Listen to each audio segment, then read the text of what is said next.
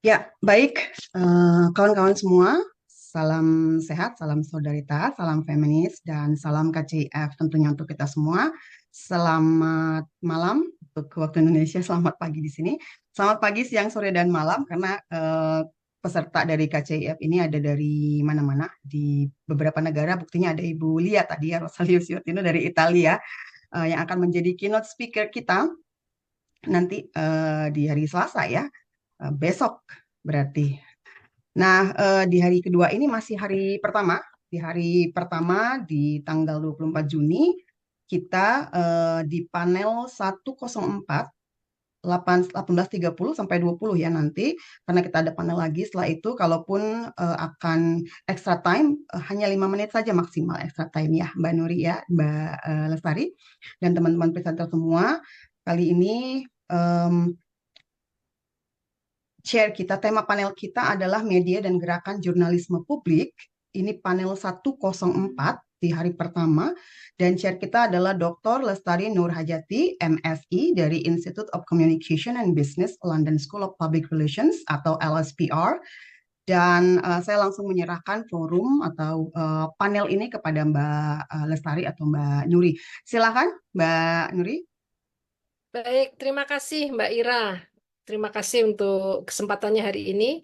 Teman-teman, saya Lestari Nurhayati atau dipanggil Nuri. Saya hari ini akan membantu menjadi moderator untuk diskusi panel yang sangat keren, yaitu tentang media dan gerakan jurnalisme publik. Sudah hadir di antara kita empat pemateri yang luar biasa. Yang pertama Mbak Sofi Syarif, kemudian Mbak Evi Mariani, dan kemudian Mbak Fajri Fatmawati, dan juga Mbak Lufiana Arianti. Keempatnya adalah serikandi-serikandi jurnalistik yang sangat keren ya. Dan mungkin untuk mempersingkat waktu, kita akan mendengarkan presentasi pertama, kedua, ketiga, dan empat. Setelah itu baru kita diskusi. Masing-masing presenter diberikan waktu tidak lebih dari 15 menit. Nanti saya ingatkan kalau mendekati masa waktunya. Yang pertama kami persilahkan ke Mbak Sofi. Silakan Mbak Sofi. Terima kasih, Mbak Nuri. Suara saya clear ya? Jelas. Eh, ini itu mendahului presentasi sebelum Mbak Luffy dan Mbak Evi itu rasanya deg-degan sekali karena apa namanya mereka lah yang selama ini selama beberapa bulan ini saya teliti. Eh, Perkenalkan saya Sofi, saya mahasiswa PhD di Goldsmiths University of London. Penelitian saya mengenai media pemberitaan alternatif di Indonesia yang kontrahegemonik. Dulu saya wartawan sebelum sekolah, sebelum jadi mahasiswa ini saya wartawan, jurnalis televisi begitu. Em, apa yang ingin saya sampaikan saat ini tuh betul-betul masih preliminary, masih awal sekali karena saya baru memulai menulis analisis ini eh, sekitar 2 bulan yang lalu ya. Jadi memang masih bentuknya masih overview, belum ada analisis temuan-temuan yang apa namanya saya saripatikan begitu. Tapi em, justru dengan mengikuti acara ini nanti siapa tahu malah justru saya bisa dapat ide yang lebih banyak begitu. Tapi yang ingin saya sampaikan di sini adalah sebenarnya gambaran secara luas, overview dari media pemberitaan alternatif di Indonesia. Yang saya teliti itu adalah spesifik sebenarnya ada 3 media, yaitu yang pertama Konde, kedua Project Multatuli, dan yang ketiga Jubi di Papua. Jadi ini meskipun spesifik sekali apa namanya studi kasusnya, tetapi untuk overview ini saya ingin melihat gambaran yang lebih besar, koneksi yang lebih besar yang saya lihat tampak dari ketiga media ini dan juga apa namanya networknya dengan media-media yang lain yang juga alternatif. Nah, ini nanti dari overview ini saya harapkan tadi saya sempat mengintip materi presentasinya Mbak Luffy pasti nanti jadi lebih mengerucut lagi sehingga apa namanya overview dari saya yang sangat broad ini mungkin bisa memberi pandangan ke teman-teman begitu bagaimana landscape alternatif news media di Indonesia saat ini. Oke, sebentar saya siap. Tadi saya sudah siapkan ya. Kita share screen terlebih dahulu. Oke, teman-teman, ini apa ya? yang saya teliti saat ini adalah memang oh sebentar. Oh, mohon maaf Mbak, aku ternyata salah ini yang news media ya. Sebentar. So sorry. I got them mixed up. Mbak Nuri, aku boleh dibantu isi dulu nggak ya? Iya, oke. Ini sebetulnya Sebentar ya. latihan juga loh, ini latihan sidang loh. Oh iya, latihan sidang. Nggak, soalnya tadi ngekliknya salah nih. Oke. Jadi seingat saya Mbak Sofi ini meneliti beberapa media, salah satunya Konde, kemudian apa Jubile ya, yang di Ju- Jubi. Jubi, sorry Jubi yang berkaitan dengan isu Papua ya. Mhm. Ah, nih, sudah. Oke, Oh silakan my di. God. This is so not professional of me. Oke, nah, udah bener nih, karena template-nya hampir sama. Oke, jadi alternatif, media pemberitaan alternatif di Indonesia. Em, yang pengen saya gambarkan dari media alternatif, media pemberitaan alternatif ini, saya pengen membedakan terlebih dahulu ya. Media alternatif itu ada banyak. Kita saat ini sudah masuk apa namanya digitalisasi. Jadi kalau kita hanya sekedar ngomongin media alternatif, itu banyak sekali. Kita bisa ngomongin podcast, kita bisa ngomongin streaming YouTube, kita bisa ngomongin bahkan apa yang saat ini sering disebut sebagai homeless media gitu. Jadi ketika kita ngomongin media alternatif itu ragamnya banyak sekali dan terlalu luas, sehingga saya memilih untuk betul-betul merampingkan definisi itu menjadi media pemberitaan alternatif. Apa maksudnya? Ini adalah media pemberitaan yang media alternatif yang difokuskan untuk pemberitaan dan betul-betul dijalankan secara profesional jurnalistik, punya newsroom, mengikuti kaidah-kaidah jurnalistik yang ada di Indonesia, mematuhi kode etik jurnalistik. Kemudian ada struktur newsroom di dalamnya dengan sama seperti struktur media pada umumnya. Biasanya itu ada pemret, kemudian ada reporter, ada editor, ada apa namanya, ada kontributor dan lain sebagainya. Nah, itu yang jadi cakupan saya dan ini memang pas sekali kalau kemudian yang nanti bicara adalah Mbak Evi dan juga Mbak Lufi. Apa yang saya lihat dari secara umum media pemberitaan alternatif di Indonesia itu memang ini saya mengutip Wegmans, Switchke dan juga Deutsch. Ini ada startup culture di situ. Ini juga yang membedakan dengan media mainstream ya. Karena media alternatif ini tidak punya backing istilahnya begitu, terutama modal dari konglomerat. Jadi memang cara mereka hidup atau cara mereka lahir dan juga mempertahankan hidup ini betul-betul startup culture yang independen dari dukungan kapital dan juga dukungan oligark. Kenapa saya tulis oligark di situ? Karena landscape media di Indonesia itu sangat oligarkis, terutama yang media mainstream. Nah, media pemberitaan alternatif secara definisi alternatifnya ada di situ. Tidak ada dukungan kapital dan juga tidak ada dukungan oligark. Nah, biasanya media pemberitaan alternatif ini kecil dan bergerak online karena disitulah yang paling murah dan disitulah yang paling bisa menjangkau sebanyak-banyaknya yang bisa dijangkau oleh media alternatif. Tidak seperti media mainstream yang berupa masih banyak berupa cetak, radio, televisi, dan juga kanal-kanal mainstream lainnya. Satu hal yang saya lihat dari media pemberitaan alternatif, khususnya dari 3 yang saya teliti dan juga jaringannya, adalah adanya ideologi, adanya apa ya, landasan pemikiran yang sangat kuat sebagai katalis utamanya. Kalau Konde jelas, medianya feminis.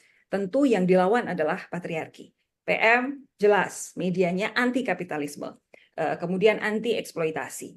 Kalau Jubi jelas juga, yang dilawan adalah diskriminasi rasial dan juga eksploitasi terutama di tanah Papua begitu.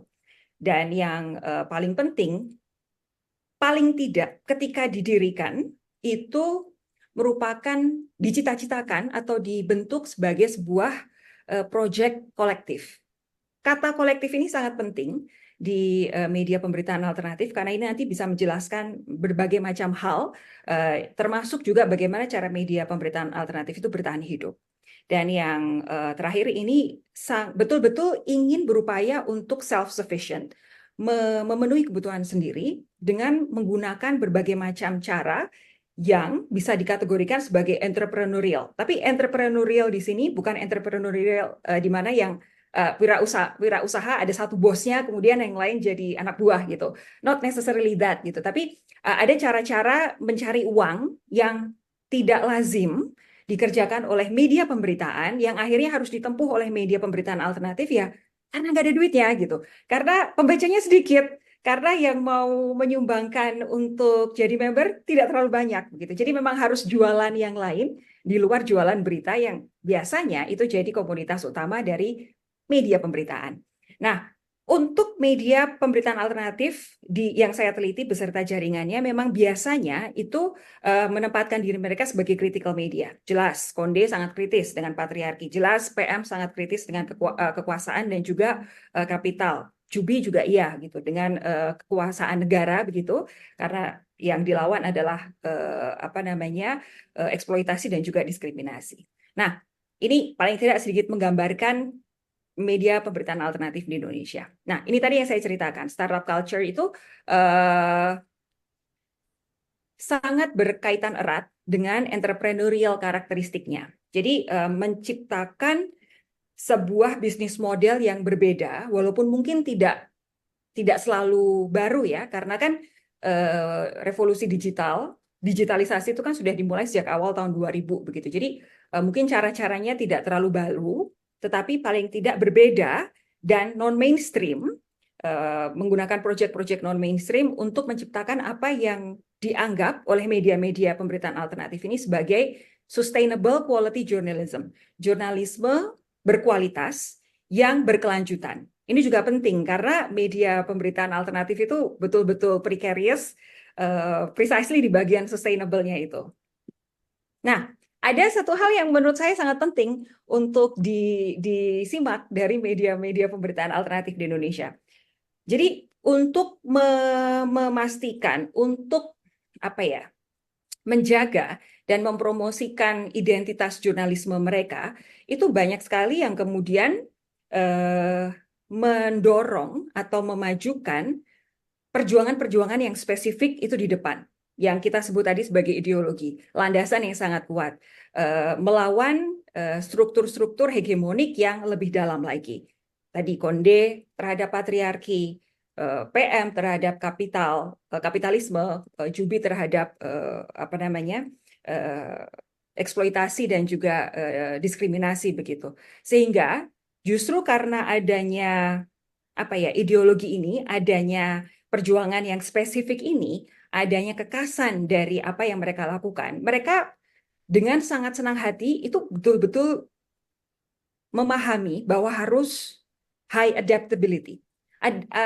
Adaptasinya harus tinggi, harus bisa melakukan banyak hal, harus rela untuk melakukan banyak hal, tapi at the same time juga harus banyak merelakan atau mengorbankan banyak hal. Nah, ini juga yang sebenarnya agak bikin saya deg-degan ya dengan media pemberitaan alternatif. Kalau saya juga belum tahu apa jawabannya, tapi yang saya lihat dari teman-teman media pemberitaan alternatif ini adalah justru untuk mempertahankan ideologinya, mereka tuh siap loh. Saking high adaptability-nya, mereka siap untuk menerima unstable working condition, kondisi kerja yang tidak stabil, dan juga bayaran yang mungkin tidak seberapa.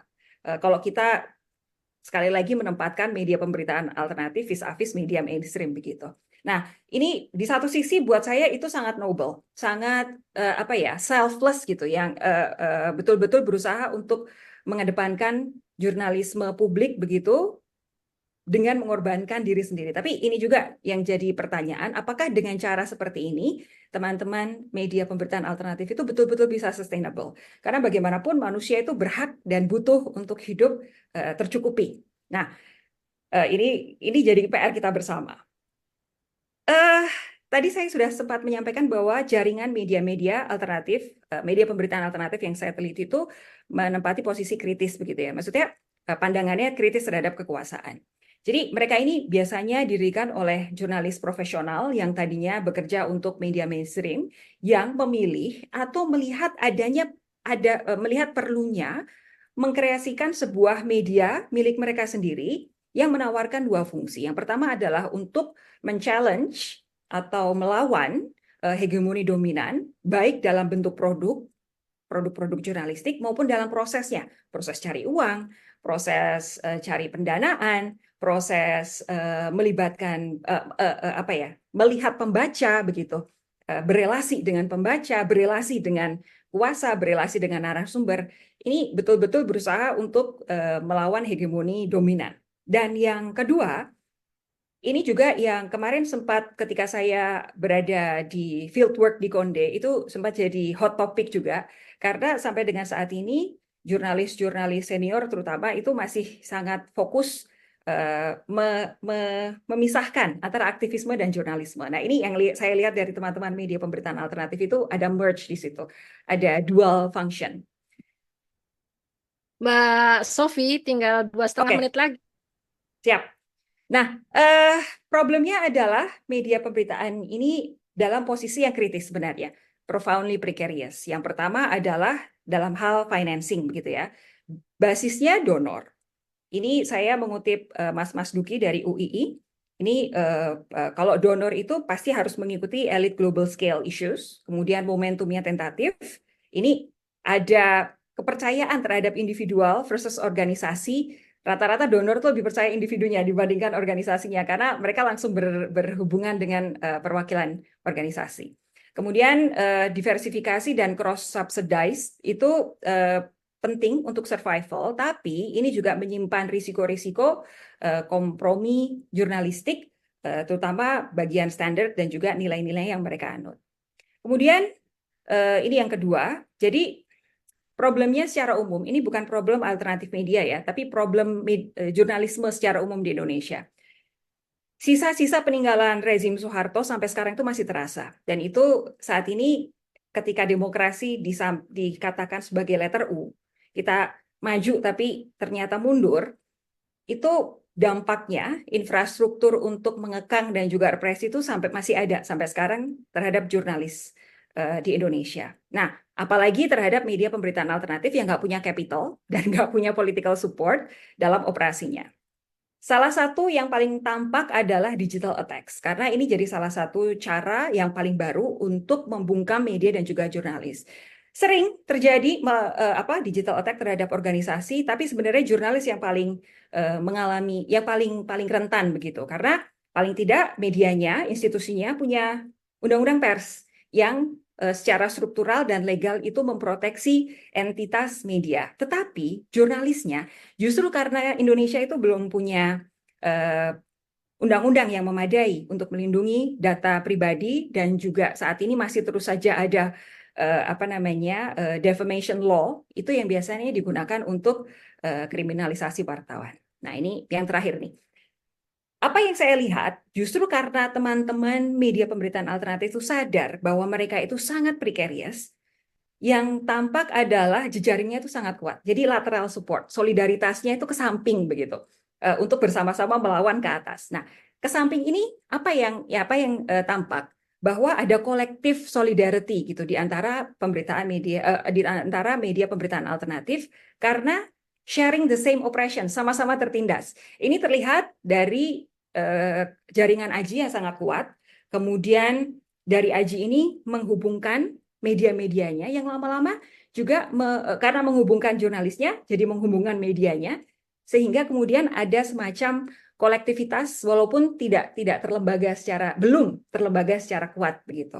Nah, ini juga yang kemudian menjangkau sekelilingnya, peripheral begitu, sehingga membentuk kolektivitas yang lebih besar bersama NGO, aktivis mahasiswa, aktivis yang lainnya gitu, termasuk budayawan, para intelektual, dan juga masyarakat secara umum. Jadi disinilah yang saya lihat nanti jadi kekuatan media-media pemberitaan alternatif ketika ingin menunjukkan kontra hegemoniknya. Itu salah satu kekuatannya adalah sampai dengan saat ini jejaring yang kolektif, yang solidaritas yang lateral ini yang saya lihat nanti harusnya bisa menjadi sebuah basis material yang bagus, paling tidak menarik untuk dilihat karena ada kekuatan di situ. Begitu Mbak Nuri.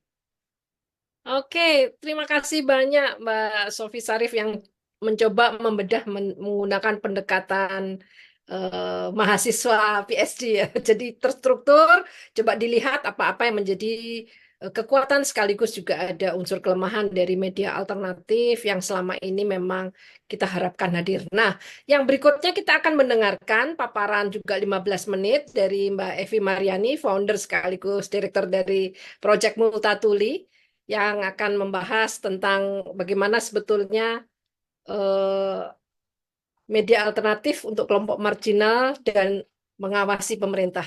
Silakan Mbak Evi, waktu 15 menit dari sekarang. Halo, makasih Mbak Nuri. Halo teman-teman semua.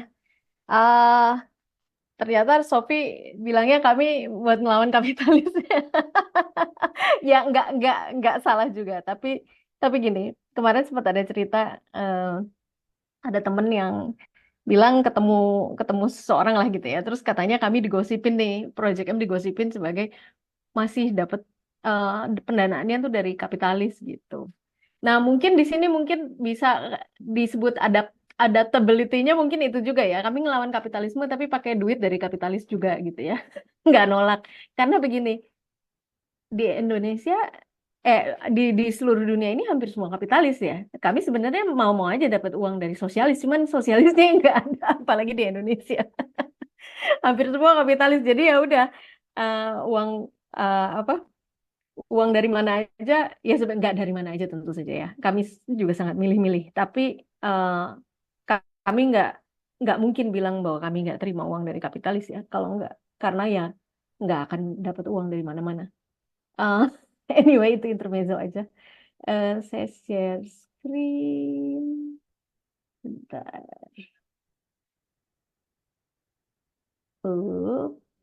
Udah kelihatan? Sudah Mbak Evi. Oke. Silakan. Ya, eh ya, saya kebagian ini ya. Ini tagline-nya Project M ya, melayani yang dipinggirkan dan mengawasi kekuasaan agar tidak ugal-ugalan. Ini tagline-nya kami. eh Ya, ini sebenarnya apa sih yang disebut sebagai keberpihakan pada yang dipinggirkan? Sebenarnya boleh nggak jurnalis berpihak? Lalu ketika jurnalis berpihak, apakah kita tak lagi objektif? Dan oh, ini Luffy mestinya sering ngalamin juga ya, Luffy dari zaman dulu mungkin ya. Luffy lebih panjang ininya apa pengalaman advokasinya ya. Nah, gimana kalau dicap aktivis? Apakah kita tak lagi jadi jurnalis gitu ya? Eh, Jurnalis terutama yang feminis itu sering dicapnya aktivis gitu. Dan kemudian ini not in a good way gitu. Jadi kalau udah dicap aktivis atau feminis seolah-olah bukan jurnalis. Eh, Nah, oke. Ini aku mempertanyakan kritik-kritik mereka kepada praktik jurnalisme yang berpihak pada orang yang dipinggirkan dan mengawasi kekuasaan ya. Sering dibilang kok kalian nggak objektif gitu ya. Nah, ini otokritik ya ke praktik industri media. Karena ketika orang banyak ngomong objektif, objektivitas itu kan sebenarnya ternyata pada kenyataannya, ini bukan yang ideal, tapi pada kenyataannya itu kan sekumpulan bias atau sekumpulan subjektivitas mereka yang paling berkuasa di ruang redaksi. Dan kalau di kasus Indonesia itu kan kelas menengah, laki-laki lahir dan besar di perkotaan, lulusan S1, kebanyakan Jawa di ruang redaksi nasional ya. Kalau di daerah ya biasanya yang suku yang dominannya lah ya yang ada di redaksi Muslim, heteroseksual, cisgender, bukan penyandang disabilitas. Itu make up-nya redaksi di kebanyakan redaksi di Indonesia. Dan kemudian yang mereka sebut sebagai objektif adalah sebenarnya kumpulan subjektivitasnya mereka sendiri. Kalau jurnalisme terus apa ya dianggap aktivis, terus dianggap eh, terus kita jadi SJW, kita bukan jadi jurnalis gitu ya. Nah, ini saya kan sebelum saya di Project M, saya hampir 20 tahun saya di Jakarta Post. Saya kira Jakarta Post nggak beda jauh ya sama media-media lain di Indonesia yang tumbuh dan besar di fase ketika media kapitalistik itu naik ya setelah zaman Orde Baru, ketika media-media politik, political journalism itu di disertasinya Daniel Dakide kan political journalism jatuh di apa turun gitu ya, declining di zaman Soeharto, lalu yang muncul kan jurnalisme yang kapitalis yang saya sebut sebagai komersil lah ya zaman sekarang, yang lebih komersil daripada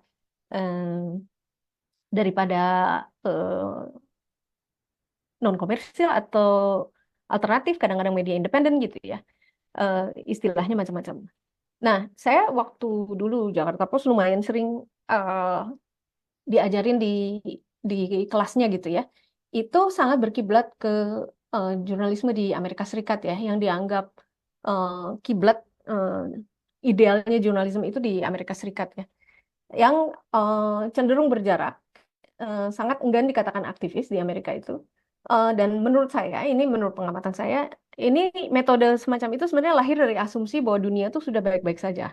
Dunia itu nggak timpang, ekosistem informasi sudah adil, yang dibutuhkan adalah jurnalisme yang berjarak, yang hanya mengabarkan apa yang terjadi di depan mata, menginformasikan tanpa terlibat dalam membuat sejarahnya gitu ya. Misalnya perempuan masih apa nggak adil gitu ya, media masih nggak adil di perempuan, tapi jurnalis tuh nggak ini gitu, nggak ikut eh, nggak ikut langsung dalam membuat situasinya jadi lebih adil buat perempuan, tapi dalam jarak gitu ya, terus di apa melapor eh, tanpa terlibat lebih jauh. Itu cara-cara Amerika yang saya kira sudah mulai makin ke sini. Di Amerika sendiri saya ngelihat ada tanda-tanda crack ya, ada udah mulai retak gitu. Terutama setelah Israel Palestina sangat kelihatan ya, jurnalisme Amerika itu saya kira udah nggak layak lagi disebut sebagai kiblat ya. Kita udah harus apa? Harus beranjak, udah nggak lagi melihat Amerika, apalagi kayak New York Times sebagai satu panutan jurnalisme ya. Eh, saya kira udah bangkrut lah jurnalisme di Amerika itu ya. People of color, anak muda, queer, eh, yang Muslim gitu ya di Amerika itu tersangat sangat dipinggirkan oleh ininya, oleh media komersialnya. Mungkin ada media-media alternatif saya, tapi saya kira saya kan pasti ada, cuman saya nggak terlalu lihat soal itu. Nah, sebenarnya apa sih yang membedakan jurnalis dengan aktivis gitu ya? Eh, mungkin mungkin pada akhirnya ketika kami melayani yang dipinggirkan itu jadi kayaknya kok jadi mirip banget sama aktivis ya. Tapi bedanya itu disiplinnya ini aja, tiga hal aja: verifikasi, verifikasi, verifikasi, itu aja. Kalau kalau jurnalis itu harus lebih rigorous gitu ya di situ. Nah, ini apa ya, suara yang paling nggak didengar gitu ya, karena ekosistem informasi di Indonesia itu kan sebenarnya masih nggak adil gitu ya. Tiap hari jurnalis tuh menyodorkan recordernya ke laki-laki setengah baya, orang kota gitu ya, pejabat, pengusaha, pakar. Yang paling nggak didengar ya simply sebaliknya, perempuan muda tinggal di perdesaan gitu ya. Eh, Nah, eh, itu yang bagian melayani yang dipinggirkan. Sekarang saya pindah ke mengawasi kekuasaan. Ini ada teori sedikit lah ya, kan memang mengawasi kekuasaan itu memang memang tugasnya pers lah ya, disebut pilar keempat, ada di Undang-Undang 45 juga ada gitu ya. Eh, Jurnalis itu apa eh, tanggung jawabnya itu ke rakyat. Nah, sebenarnya ini juga yang saya mau nyinggung sedikit soal gerakan jurnalisme publik ya. Kenapa disebut jurnalisme layanan publik ya? Public service journalism atau journalism in public interest gitu ya. Ada istilah sebenarnya bukan istilah baru, tapi ada istilah itu.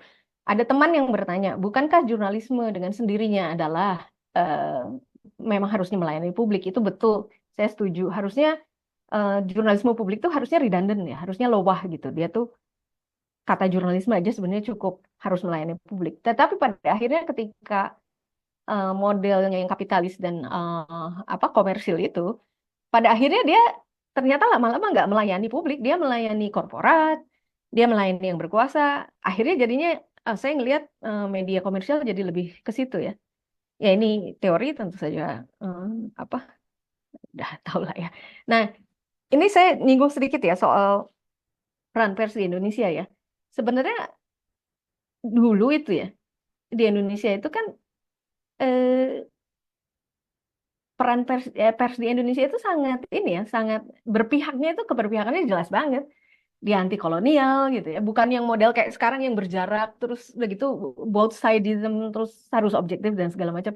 Sama sekali enggak, dan unapologetically sangat anti kolonial gitu ya. Eh, Nah, ini yang saya tadi sebut ya, jurnalisme politik runtuh, terus digantikan dengan jurnalisme kapital, pers komersial non politik berkembang, dan pura-puranya ceritanya objektif, tapi ternyata enggak juga gitu kan. Ya ini tadi Sofi kayaknya udah lebih baik memaparkan. Nah, ini yang saya mau address. Kenapa Project M bikin tagline melayani yang dipinggirkan, mengawasi kekuasaan agar tidak ugal-ugalan. Kita itu sejak disrupsi digital menghadapi aul-aulan informasi ya, information clutter. Jadi di satu sisi informasi itu banyak gitu ya, bertubi-tubi, tapi mengerumuni subjek yang itu aja. Pada akhirnya ada gurun, istilahnya ada gurun berita ya, kayak news desert gitu. Nah, mereka ini yang dipinggirkan, lebar banget, luas banget gitu. Gurunnya tuh luas banget. Kayaknya media alternatif kayak Konde, kayak PM, kayak Jubi itu harus ada banyak sekali. Baru si gurun berita di Indonesia ini bisa benar-benar semua diairi gitu ya. Saking luasnya gitu. Eh, nah, ini eh, ya itu tadi saya bilang, media komersil banyak yang pro status quo atau pro korporasi. Nah, di sini media independen kemudian jadi ngisi ya, eh, yang apa model bisnis yang dominan di media komersil itu kan satu dikuasain penguasa gitu ya, oligarki itu, atau disetir pasar. Jadi yang dia nggak dikuasain, nggak dimiliki oligarki, tapi dia benar-benar hanya ngikutin klik klik klik klik apa yang karena model bisnisnya duitnya dapatnya dari Google AdSense itu. Nah, ini yang membuat itu tadi ya informasi apa ada paradoks information clutter di satu sisi, ada news desert di sisi lain. Nah, ini bagiannya si Sofi nih. Ya, ini sih sebenarnya udah mau sustainable dari mana sih? Aduh, dari pembaca ya satu tentu saja. Pendanaan publik saya kira penting, tapi nggak kayak sekarang ya, yang lewat APBD dikasih bupati, terus bupatinya bilang ke wartawannya jangan ngeritik ya. Harusnya ada jalur lain yang mungkin lewat endowment atau apa, yang bisa membuat kita lebih independen. Ada usaha lain, ada donasi, ada kerjasama dengan masyarakat sipil, ada kerjasama dengan manajemen, kerjasama dengan UKM, bisa macam-macam banget sih. Ini yang saya kira PR yang harus terus-menerus didiskusikan lebih lanjut ya. Dan Sofi pasti bantulah, ya kan ya, Sof. Aku ini kalau masih ada waktu, aku mau share sedikit yang lain sih. Masih ada Masih waktu ada nggak ya? 2 menit, Mbak Evi. Oke, 2 menit. Ini mau ya flexing sedikit lah ya, pamer Project M udah ngapain aja sih gitu. Eh, Oke, kami melayani yang dipinggirkan terus apa sih yang yang kami kerjakan gitu ya. Em, ini apa dari sisi gender ya, dari 330 artikel karena kami slow journalism ya. Jadi dari sekitar 3 tahun kami terbit itu hanya ada 330 artikel di 3 tahun itu. Nah, dari 330 artikel ini yang narasumbernya perempuan itu tahun pertama 40, tahun kedua 48, terus naik jadi 54, all years 48. Ini sangat jauh di atas benchmark, kalau kami pakai benchmark 2018 Tempo, PDAT itu untuk general news ya, untuk general news, ekonomi politik, hukum, dan berita-berita umum gitu ya. Itu narasumber perempuan tuh cuma 11%. Jadi kami ini jauh di atas industri, benchmark industri. Lalu penulis kami all years tuh 40%, itu juga di atas benchmark industri yang kira-kira jurnalis perempuan tuh kurang lebih 25 sampai 25% ya dari semua. Fotografer dan ilustrator itu kalau saya ambil data pewarta foto Indonesia dari 500-an yang register, itu kurang dari 5% tuh perempuan. Tapi kami berusaha naikin dan kami sampai bikin pelatihan ya namanya Setara Bercerita dan kelihatan banget di 2023 kami dari 24-23% itu bisa naik sampai 40%. Dari sisi topik ini topik-topik yang sebenarnya bukan favorit ya, tapi kadang masuk begitu, maksudnya masuk ya, memang beneran bottom up ya. Jadi bukan bukan selalu top down ya. Kami yang mengagendakan nggak selalu gitu. Kadang-kadang masuk ke redaksi dan harus kami respons. Itu konflik lahan dan korban kerusakan lingkungan tuh banyak banget. Lingkungan, iklim, mengawasi kekuasaan polisi, korban penguasaan negara itu banyak banget. Masyarakat adat, anak muda, isu perburuan, keadilan gender, ini semua yang topik-topik yang kami kerjakan selama 3 tahun. Eh, dan ini narasumbernya tuh layer layer pinggirannya apa sih ya? Anak-anak, buruh migran, korban kekerasan seksual, minoritas gender, petani nelayan itu cukup banyak ya. Petani nelayan, korban penguasaan negara ini agak luas, tapi misalnya misalnya korban penguasaan negara tuh gini, orang tua yang anaknya meninggal gara-gara masuk akademi polisi terus dipelonco dan dipukulin gitu ya. Nah, itu masuk korban penguasaan negara. Jadi eh, ini yang 3 tahun ini kami kerjakan, eh, ya meskipun 330 dibandingin berita seluruh Indonesia yang katanya ada berapa sih media di Indonesia, online aja ada 40 ribuan katanya. Eh, Ya, mungkin kecil sekali ya. Itu yang tadi saya bilang, itu sebabnya gurun berita di Indonesia itu masih sangat luas. Ada tempat untuk media independen seperti Konde Project M, Jubi, dan yang lain, Independent.id, ada banyak yang lain gitu ya. Itu sebenarnya saya kira masih sangat luas, terutama media lokal ya. Media lokal itu masih sangat harus didukung sih, gitu. Karena gurun beritanya nggak habis-habis ini. Tuh. Saya kira waktu saya udah habis. Itu, Ya, terima persis kasih Mbak banget. Nuri. Keren Mbak Evi. Ini benar-benar khas ya. Udah persis tepat waktu untuk menyampaikan eh, paparannya. Dan ini sangat menarik ya, terutama kalau saya itu melihat menyoroti tadi bisnis modelnya untuk media alternatif ini yang harus terus dipikirkan atau pendanaan tadi. Oke, kita nanti akan diskusi lebih lanjut. Kita akan lanjutkan dengan pemateri berikutnya yaitu Mbak Fajri Fatmawati. Apakah bisa memulai untuk presentasi 15 menit?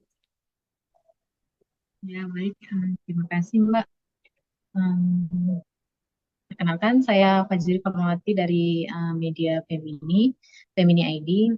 Saat ini saya sedang merintis media lokal di Aceh, yang saya dan teman-teman jurnalis perempuan lainnya bangun pada 2022.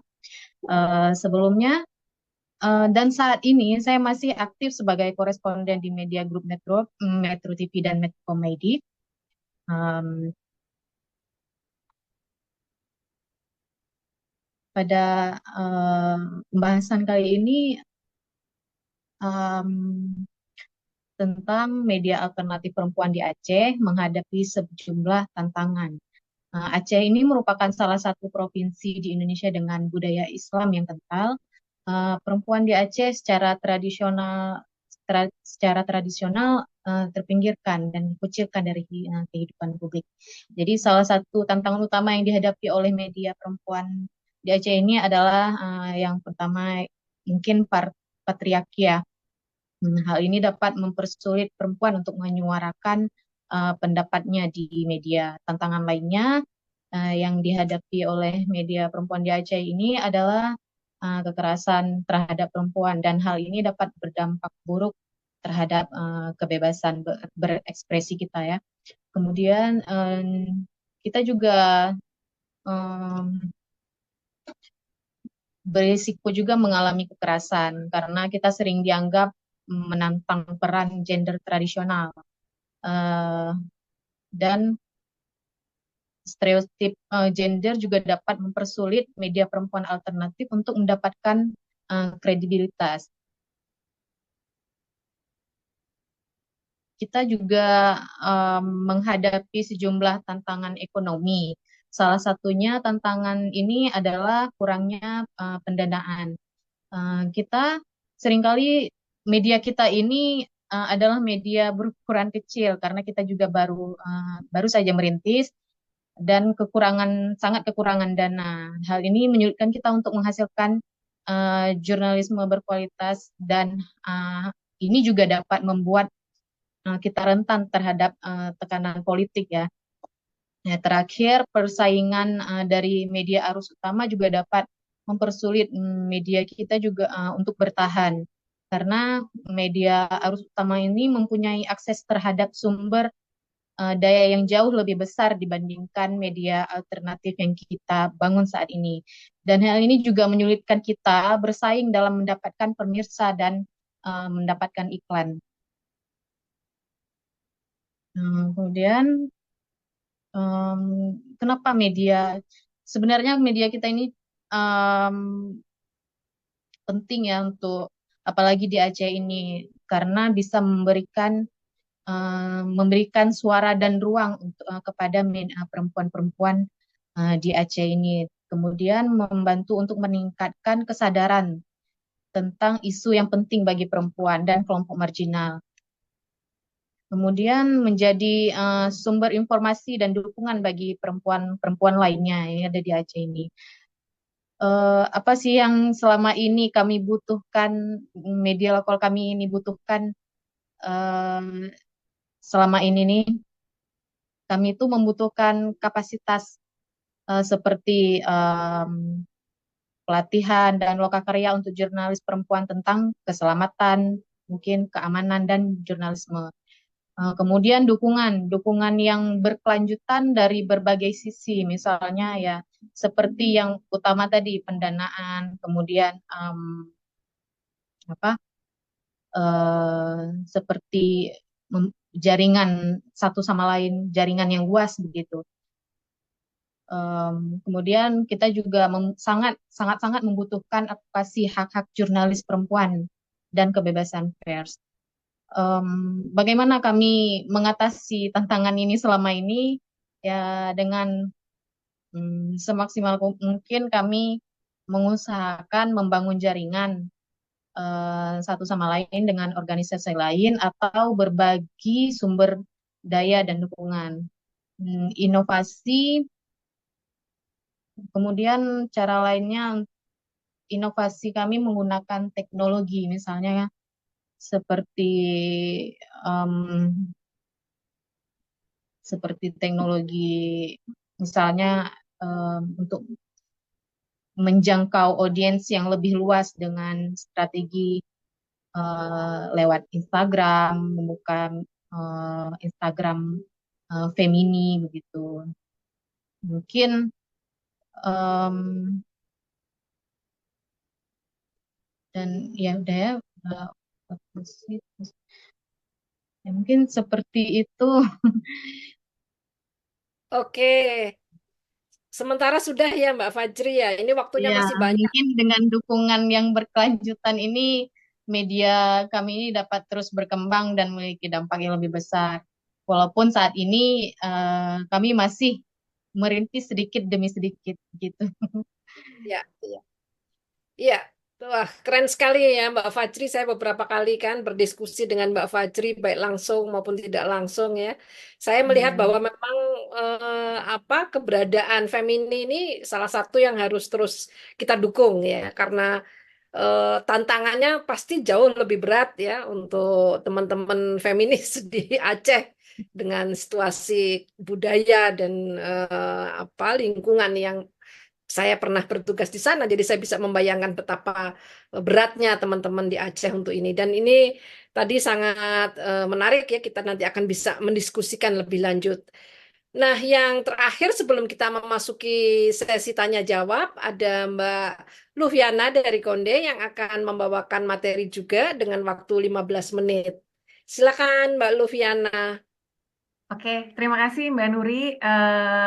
Tadi ada Fajri, Evi, dan Sofi. Jadi kalau saya mau cerita sedikit, jadi kalau di AJI ya, Aliansi Jurnalis Independen ini juga ada Mang Sawal dari Bandung nih, ini juga pakar media dan dosen komunikasi dari Bandung.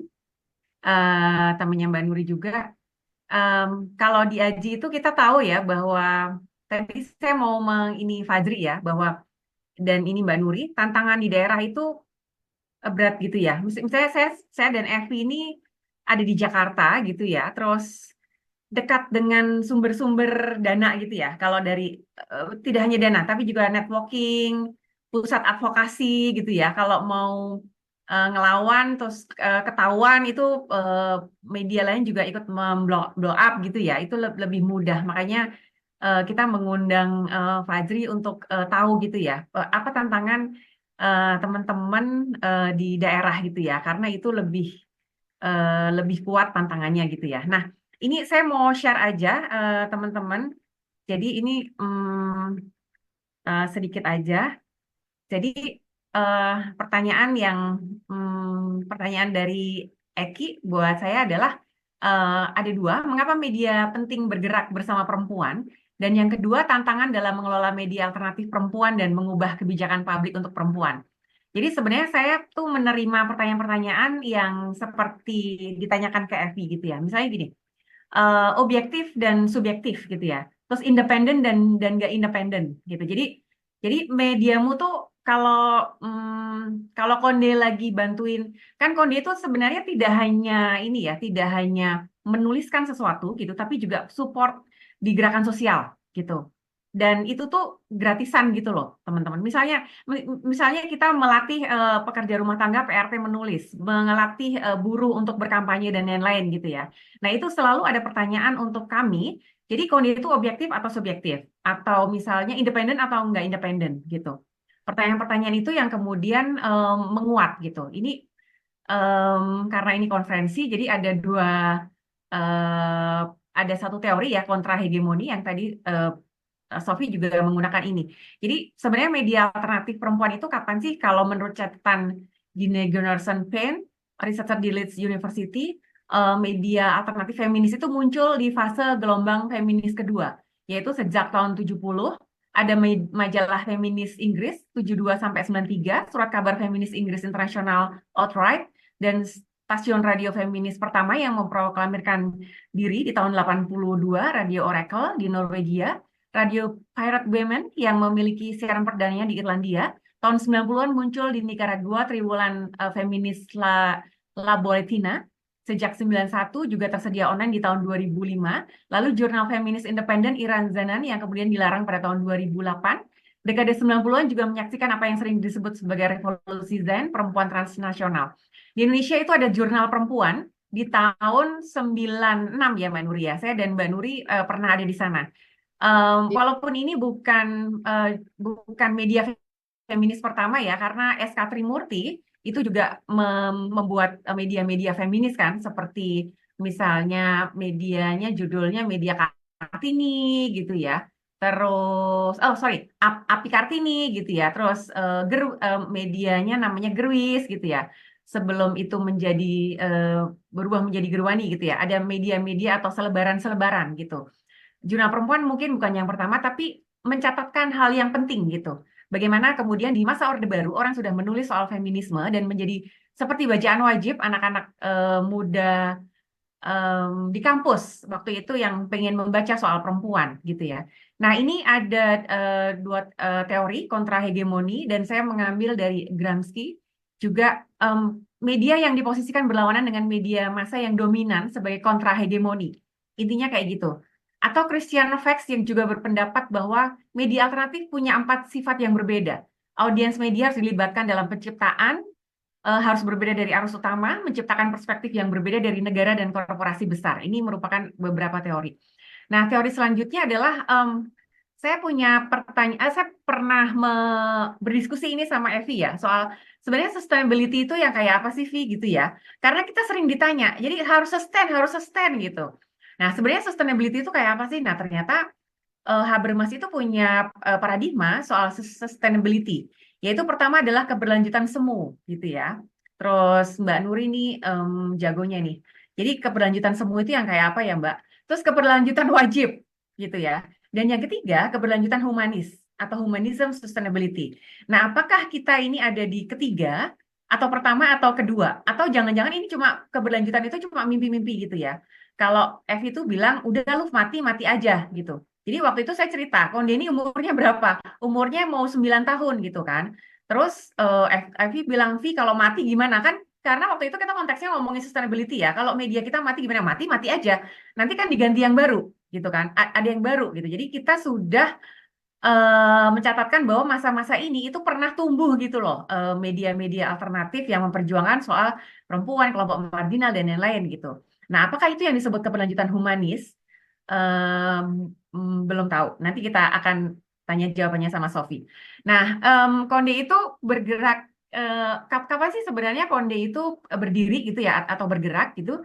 Jadi berdirinya itu ketika buruh dan pekerja rumah tangga itu sulit berkampanye. Ketika perempuan-perempuan itu sulit berkampanye. Jadi dulu itu Konde itu berdiri ketika saya diajak oleh beberapa teman untuk membuat media karena banyak kritikan terhadap media yang sangat sensasional terhadap perempuan gitu ya.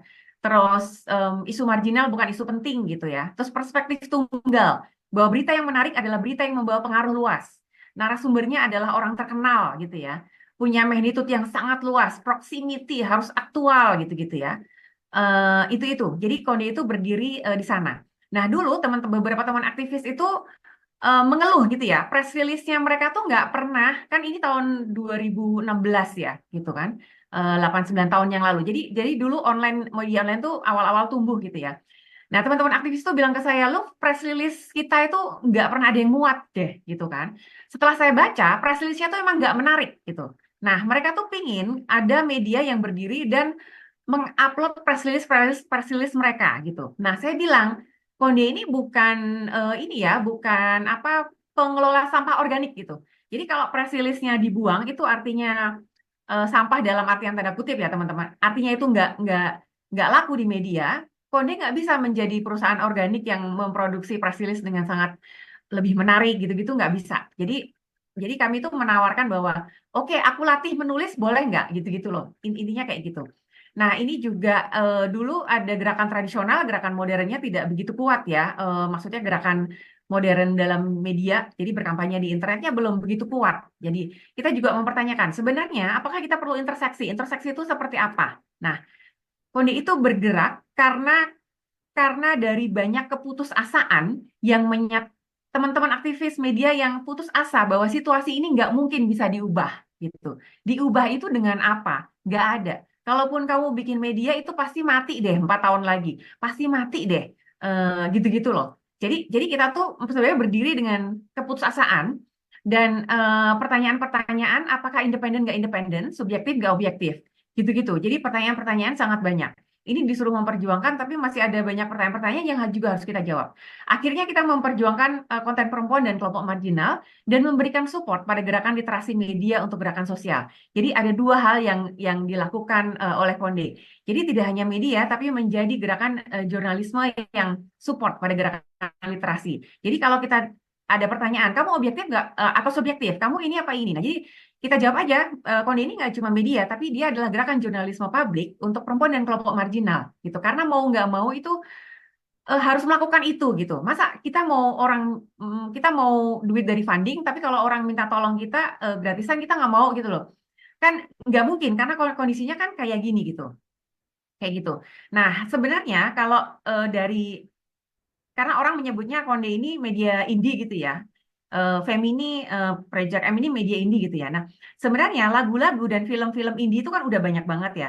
Dan tahun 90-an ketika saya masuk SMA itu indie itu muncul. Itu lagu-lagu indie, media indie gitu ya. Yang apa namanya misalnya Nadine Famiza itu menurut saya dia lagu indie ya untuk topik-topiknya ya, untuk tema-temanya ya. Jadi mencintai perempuan gila seperti aku gitu-gitu ya. Nah itu kan yang sebenarnya diperjuangkan oleh Konde. Tapi media indie itu yang kayak apa? Itu benar-benar kita nggak punya mentor gitu ya. Misalnya saya pernah kerja di jurnal perempuan gitu, tapi jurnal perempuan waktu itu juga berjuang keras gitu. Nah saya juga nggak ada yang mementori gitu loh. Misalnya gini, seharusnya kayak gini loh, seharusnya kayak gini gitu-gitu tuh nggak ada setiap ininya. Tapi Konde punya board ya, yang ada Mbak Nuri ini boardnya Konde, ada Mas Eko Bambang, ada Mbak Pujiatitan yang support banget gitu. Walaupun nggak day per day, tapi kita selalu ditungguin. Nah, tapi untuk day per day itu sebenarnya kita nggak ngerti. Pengelolaan redaksinya tuh kayak apa? Small newsroom itu kayak apa sih? Apa bedanya dengan big newsroom? Nggak ngerti gitu. Terus pengelolaan sustainability by media alternatif itu kayak apa? Kita nggak ngerti. Otokritik terhadap media mainstream yang dimiliki oleh laki-laki atau kita harus berkolaborasi, itu kita juga nggak ngerti gitu ya. Kita menemukan itu di ujung-ujung ini. Ketika saya ketemu Sophie bilang gini, Mbak kolaborasi loh Mbak, itu harus kunci gitu-gitu ya. Nah kita tuh baru nemu secara tidak sengaja gitu ya, bukan nggak ada mentor yang setiap hari nongkrongin kita terus tiba-tiba harusnya gini loh, teorinya A sama tambah B sama dengan AB, nggak ada gitu. Jadi kita tuh menemukan sesuatu, mencari sesuatu tuh setiap hari.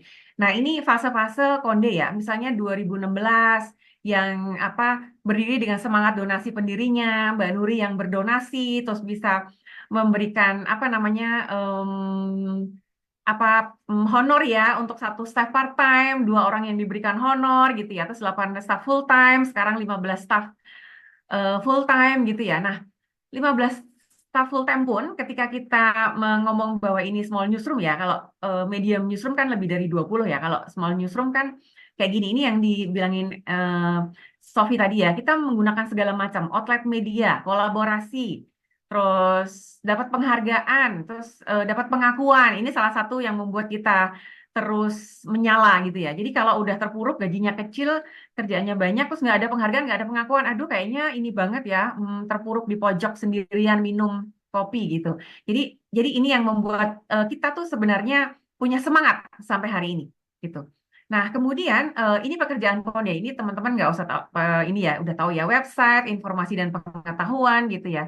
Eh, ini produk-produk Konde, nggak usah aja kita pernah bikin festival Peace Innovation Academy untuk sama anak muda, Girls Camp, ngomongin apa anak muda feminis gitu ya. Terus ini film-film Konde. Jadi benar apa kata Sophie, apapun tuh kita lakukan untuk kita sustain gitu ya. Dan ramuan-ramuan ini kan kita sebenarnya juga nggak ngerti.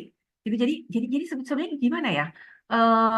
Ramuan untuk small newsroom untuk sustain ini kayak apa gitu.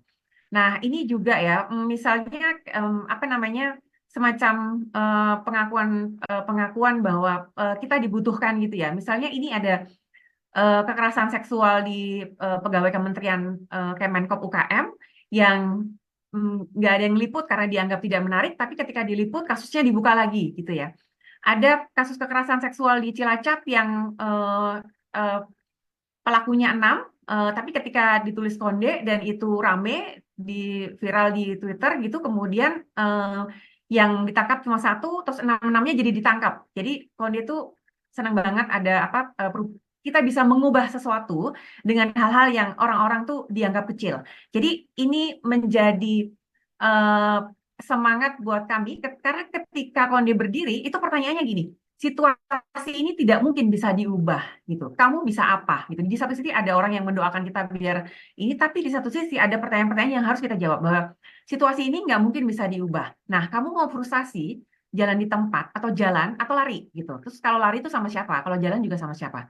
Kayak gitu pertanyaannya. Nah, ini juga yang disebut Sophie ya. Kemudian mendapat somasi dari aliansi Islam namanya AGIP karena infografis tentang kekerasan seksual, hacker, DDoS, ini banyak sekali. Project M juga menerima banyak sekali. Dan terakhir ini adalah ketika kita mau launching buku sama Let's Talk Konde dan LSVR Mbak Nuri. Facebook itu menghapus postingan karena ini dianggap tidak layak dan buku ini sesat gitu. Padahal ini adalah buku konvensi feminisme ini, konvensi Kartini Conference Indonesia Feminism yang pertama. Ini kita jadiin buku, tapi dianggap sesat gitu. Jadi inilah hal yang kita alami setiap saat ya. Jadi tiba-tiba padahal kita tuh nggak punya mentor, nggak punya buku kecil gitu ya. Jadi kita mesti ngapain gitu. Itu aja sih Mbak Nuri. Semoga bisa memberikan ini. Ya, terima kasih Mbak Lufi. Persis juga waktunya. Keren.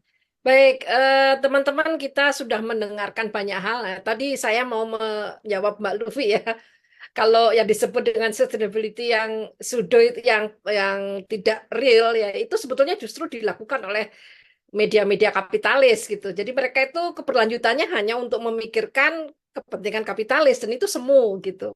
Sementara kalau ini karena berbasis teori legitimate teori ya, legitimate teori mengatakan begitu. Nah, kalau yang kedua kewajiban ya mereka masih ada unsur kapitalisme, tapi mereka sudah berusaha menyeimbangkan dan memang teman-teman media alternatif itu masuk kategori yang ketiga yang sangat humanistik, itu yang luar biasa yang harus kita hargai. Seperti juga tadi ya Mbak Fajri ini contoh pelaku ya, masih kerja di media yang kapitalis tapi uangnya digunakan untuk mendirikan media. Nah, itu menurut saya juga pekerjaan yang luar biasa ya. Mbak Luffy juga melakukan itu. Kadang-kadang ada proyek-proyek di luar, uangnya untuk Konde, dan itu sangat luar biasa. Baik, teman-teman, kita masih punya waktu cukup untuk berdiskusi. Saya akan mencoba mengecek apakah sudah ada pertanyaan-pertanyaan yang muncul. Oke, ini sudah ada ya. Dari Mas Beni Susilo Sihaloho. Bagaimana pandangan Konde terkait lagu-lagu Indonesia yang kebanyakan merendahkan perempuan, seperti lagunya Ahmad Dhani, Madu 3. Silakan, Mbak Lufi untuk sementara pertanyaannya. Oke, Mas siapa Mbak? Maaf. Dhani, sorry, Tolong Mas chat ya. Beni Susilo. Oh, Mas Beni Susilo. Oh iya. Oke, apa kabar Ini Mas? Bang Beni ya, Terima Bang kasih Beni. Mas Beni. Jadi sebenarnya Konde itu ini mengingatkan saya ya kalau setiap Senin kan kita rapat redaksi. Jadi rapat redaksi itu setiap hari itu kita menyajikan dua dua artikel ya. Pertama adalah artikel dari luar gitu. Yang pertama adalah liputan jurnalistik atau liputan yang mengkritisi sesuatu. Salah satunya adalah lagu-lagunya Ahmad Dhani gitu ya, yang misalnya beberapa lagunya itu kan sangat ini ya, apa namanya, bias gender ya. Lagunya bias gender. Nah, Konde itu punya fungsi di sana gitu, Mas. Nah, kenapa pemikiran-pemikiran ini menjadi penting untuk dituliskan gitu? Tidak hanya jurnalistik, tapi pemikiran ini penting untuk dituliskan. Seperti misalnya kita mengkritisi lagu Ahmad Dhani. Beberapa lagu Ahmad Dhani itu sangat bias gender gitu ya, terus sangat menunjukkan bahwa laki-laki itu berkuasa dan laki-laki bisa memutuskan sesuatu untuk perempuan gitu. Nah, ini semoga bisa menjawab ya bahwa lagu-lagunya Ahmad Dhani itu apa namanya, beberapa sangat misoginis gitu. Nah, kenapa Konde penting untuk menuliskan itu gitu? Karena sebenarnya pengetahuan soal feminisme ini kan baru lahir, feminisme itu kan baru lahir tahun 50-an, 60-an ya. Walaupun ada gelombang satu, gelombang kedua, gelombang ketiga, terus dulu juga pemikiran-pemikirannya muncul, di Indonesia ada Kartini dan lain-lain gitu. Tapi sebagai sebuah pengetahuan, itu sebenarnya baru tahun 50, 60 tahun. Kenapa pemikiran-pemikiran perempuan soal pemikiran-pemikiran soal feminisme itu penting gitu, itu karena itu. Di Indonesia sendiri kan ada penolakan-penolakan ya terhadap apa feminisme ya di tahun-tahun saya pertama kali belajar gender itu em, ada yang nyinyir gitu ya. Misalnya waktu mahasiswa semester 1 itu ada yang tanya gitu ya ke teman saya, Luffy rumahnya di mana sih? Itu loh, Luffy itu di rumahnya nanti ada tulisan berpihak pada gender. Nah, itu pasti stikernya itu di depan itu pasti itu rumahnya Luffy. Jadi nyinyir gitu loh. Kayak gitu loh ditempel, dapat tempelan kayak gitu. Nah, ternyata sampai sekarang kan stempel-stempel itu kan tetap ada ya. Misalnya Konde SJW gitu ya, dasar SJW. Ini kalau aku membayangkan, ini ada yang nulis, kalau aku membayangkan wajahnya Mbak Lufiana ini gendut, rambutnya warna-warni, pakai kacamata minus tebal. Jadi kayak gitu. Nah, stereotyping kayak gitu kan apa selalu ada dan hampir setiap hari diterima Konde. Jadi penting untuk menuliskan itu. Kira-kira itu ya Mbak Nuri, semoga bisa menjawab. Ya, thank you Mbak Lufi. Nah, ini karena belum ada pertanyaan lain, mungkin saya mau melempar pertanyaan untuk Mbak Evi, lalu mungkin nanti ditambahkan oleh Mbak Sofi dan Mbak Fajri ya.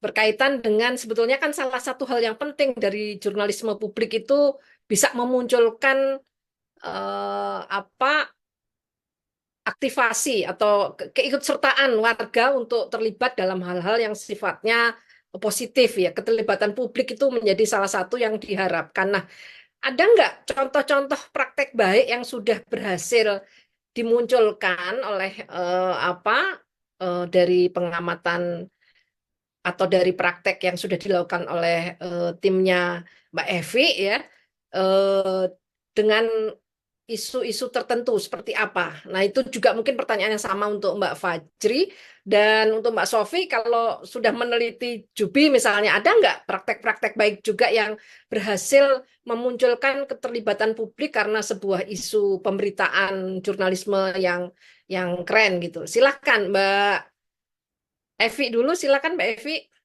dengan Ya. Mbak proyek Nuri, maaf, itu ada pertanyaan juga dari Kak Novi Haryono. Oke, silakan. Oke, siap-siap. Nanti saya baca lagi. Mbak, Oke, kalau keterlibatan publik ya, kalau Project M kan kami istilahnya itu member focus ya. Jadi apa? Kami tuh eh, bikin membership gitu ya. Kami sebut kawan M. eh, dan member ini kan memang bayar gitu ya. Eh, tapi untuk mengakses berita artikel di Project M nggak harus bayar. Cuma kalau yang mau jadi member itu bayar dan bisa rapat redaksi 2 bulan sekali sama kami gitu ya. Nah di situ tuh bisa bisa ini ya, bisa ngeritik, bisa ngasih masukan, bisa apa? Bilang apa ini dong Project M liputan ini dong, terus kita pernah juga dibilang surem lulu gitu. yang jangan surum-surum jangan surum-surum dulu dong liputannya gitu ya. Macam-macam atau ada yang punya expertise gitu ya, punya expertise terus habis itu kita tanggap lah gitu ya, Zoom online dong gitu, berbagi lebih jauh gitu ya, ngasih informasi. Jadi keterlibatan publiknya salah satunya dari situ. Tapi sebenarnya kan bukan kawan M juga bisa ya, bisa terlibat gitu ya, bisa komen di medsos dan segala macam. Nah, ini satu praktek yang memang saya 20 tahun di Jakarta Post nggak pernah saya alamin sebenarnya yang model gini ya, relasi dengan pembaca gitu ya, yang lebih dekat gitu. Dulu itu sangat berjarak, ada tembok gitu ya. Eh, Pembaca tentu saja bisa kirim surat pembaca, tapi belum tentu didengerin gitu ya. Ya, memang sih pada akhirnya kalau media komersil dan saya nggak mau singling out Jakarta Post ya, lebih karena saya kerja di Jakarta Post aja, jadi saya tahu ya, tapi saya yakin maksudnya saya tahu juga di tempat lain juga sama aja yang komersil ya, yang komersil yang lebih didengar itu PR korporat kalau sama media yang model gitu. Jadi kalau misalnya ada yang tadi Luffy udah banyak ceritakan soal bagaimana feminis atau aktivis perempuan ya ngegedor kan ngetok pintu redaksi itu susah gitu. Eh, nah, ini kalau apa? Karena komersil ya, jadi pro status quo gitu dia lebih lebih begitu. Nah, kalau media kecil kayak Project M, kami itu bisa lebih bebas milih siapa yang mau eh, kami ajak kerjasama gitu ya. Pada akhirnya praktiknya Project M banyak kerjasama dengan organisasi-organisasi ini, organisasi-organisasi NGO lah ya kasarannya gitu, yang mau campaign isu tertentu gitu ya. Eh, apa?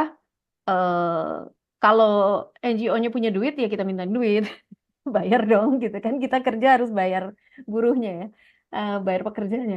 Tapi kalau misalnya saya ada uangnya segini ya udah urunan lah gitu ya. Eh, atau kalau nggak ada uangnya ya udah mas. Tapi kita bukan jualan berita ya, maksudnya berita kan nggak boleh dijual ya. Kalau berita itu ya tetap eh, nggak bisa bayar gini dong, terus placement gitu bukan kayak gitu ya. Tapi ada kerjasama tertentu lah gitu. Eh, untuk campaign-campaign isu-isu tertentu. Jadi relasinya tuh lebih memang jadi apa ya? Ya disebut media SJW iya kali ya. Dan saya kira ya nggak apa-apa juga lah. Wong yang komersil juga ini jadi SJW-nya korporat kok gitu. Malah mereka jadi warriornya korporat sama penguasa bolak-balik masuk istana ya lu biar di forum Pemret itu ya nggak sih? Ya kan, ya kalau kita disebut aktivis atau SJW ya udah nggak apa-apa gitu kan. Eh, karena situasinya belum adil kan. Eh, Situasinya tuh timpang, jadi eh, apa eh, memang harus lebih membuka diri ke yang dipinggirkan, ngedengerin apa gitu ya. News Desert tuh di sebelah mana sih yang belum diberitain gitu ya, yang memang harus didengerin jadinya masyarakat tuh luas banget sih Mbak Nur ya, tapi ya itu ya, Ya, ya. NGO, pembaca gitu ya, akademisi eh, yang ngasih masukan gitu. Itu sih Mbak, kira-kira. Terima kasih. Ini tadi kebetulan Mang Sawal juga menuliskan serupa ya. Salah satu ciri jurnalistik publik adalah pengelolaan agenda media tidak berpusat pada redaksi tapi pada publik dengan cara melibatkan warga dalam redaksi. Bagaimana model pengelolaan redaksi di PM, Konde atau media alternatif lain. Tadi Mbak Evi sudah menjawab yang menggambarkan keterlibatan teman-teman di redaksi. Nah, di Konde atau di Femini dan juga Jubi kira-kira ada nggak model seperti ini? Silakan mungkin Mbak eh, Fajri dulu, setelah itu Mbak Sofi dan Mbak Luffy.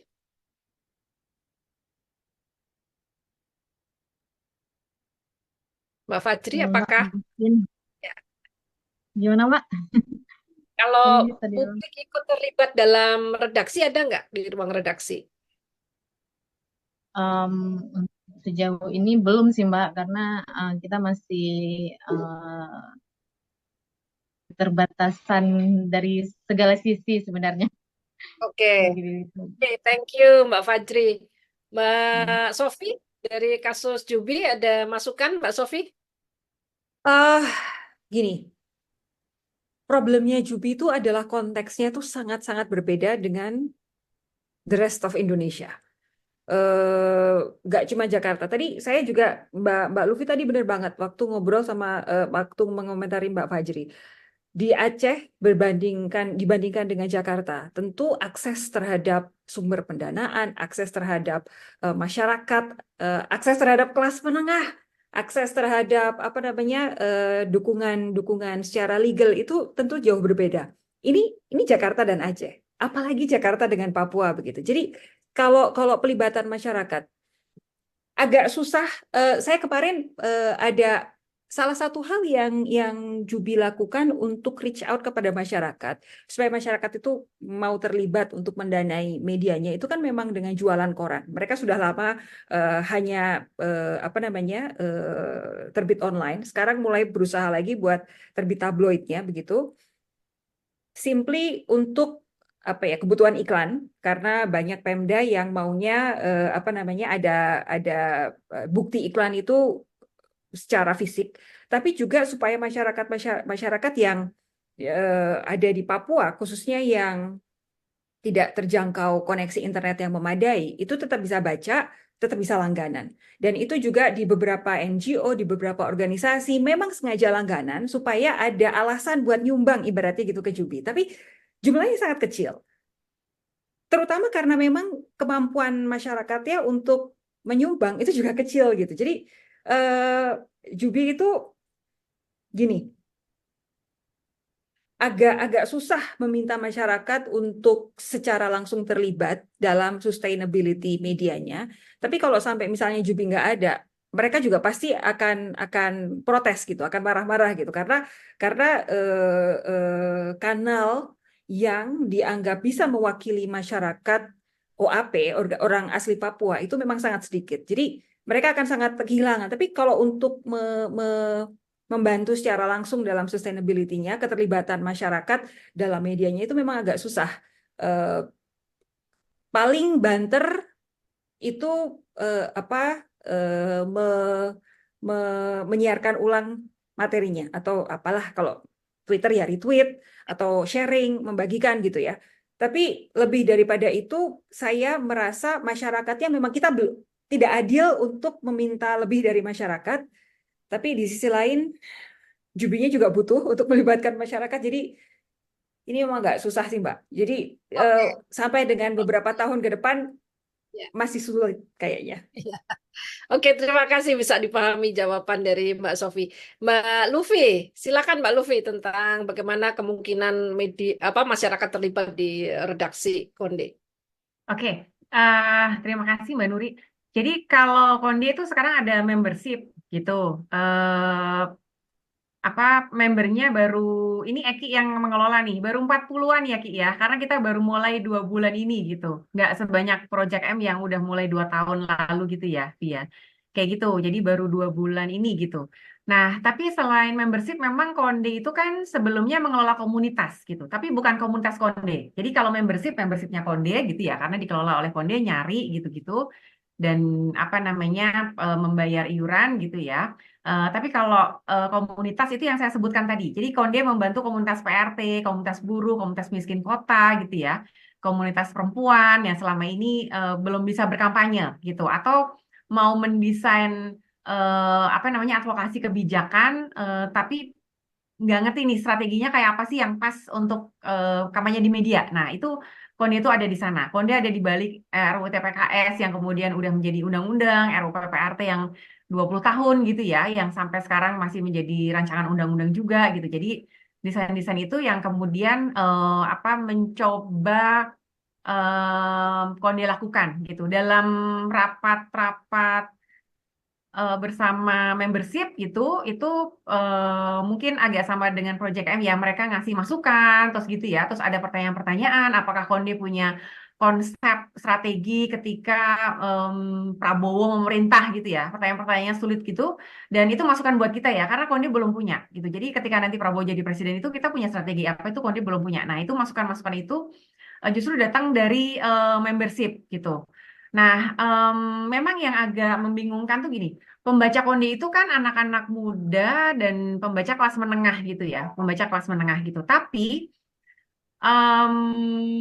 dalam pekerjaan-pekerjaannya gitu, Konde banyak mensupport gerakan-gerakan tradisional kayak PRT buruh itu kan sebenarnya gerakannya tradisional ya. Dia nggak banyak yang memegang handphone gitu misalnya. Nah, banyak mensupport gerakan tradisional di mana beberapa dari mereka tuh bukan pembaca Konde sebenarnya gitu kan. Mereka turun ke jalan membawa poster gitu ya, tapi nggak mensosmedkan. Nah, Konde kemudian membantu mensosmedkan. Jadi ini formulasi apaan sih gitu ya? Kalau kamu kan harusnya bekerja untuk membacamu. Kalau Konde itu justru banyak nggak bekerja untuk membacanya gitu loh. Kadang-kadang kita terengah-engah juga ya, oh, banyak banget yang dikerjain gitu ya. Nah, kalau di media mainstream itu kan memang dia bekerja untuk pembacanya. Jadi kalau kamu kecil, anak-anak remaja yang ini ya udah fokus aja di sana. Nah, di Kundi itu nggak bisa gitu. Gitu sih Mbak Nuri, gimana ya cara menyimpulkannya? Agak susah ya gitu-gitu. Karena kondisi sifatnya spesifik ya, dia melakukan kerja-kerja aktivis untuk berbagai kelompok ya, itu memang agak sulit digambarkan.